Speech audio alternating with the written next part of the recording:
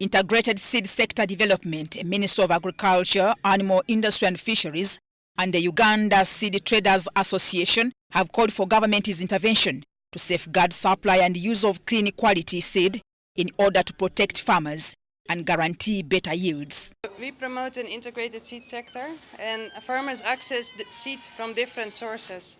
Some of the seed comes from the farm, like home-saved seed.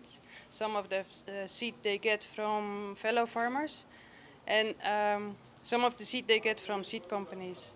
Especially the good quality seed we want to promote together with different stakeholders. So as a project, we both support farmers to produce a market seed called Quality Declared Seeds, which is the green label, as well as the seed companies producing certified seed, which has a blue label. There have been concerns on the unregulated seed industry, proper handling, supply and use of the right seed to safeguard good farming practices. At the start of the seed value chain, we are supporting NARO to be able to avoid enough starting material that drives the entire seed value chain.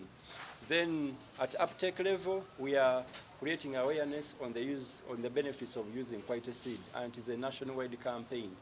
And then at regulatory level, we are working with the MAIF to ensure that they put in place all the regulatory instruments. So far, poor research, supervisory concerns, lack of appreciation, and the continuous vagaries of nature affect farming. Today it is the fall armyworm coming up.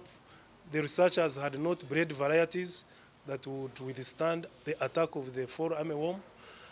Tomorrow it is MLND disease.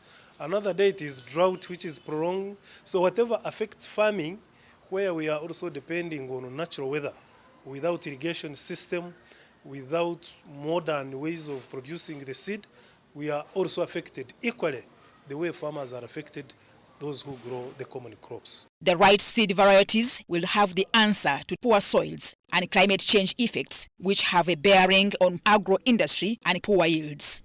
Mutonyi Hilda and Jeb Mutanga for UBC.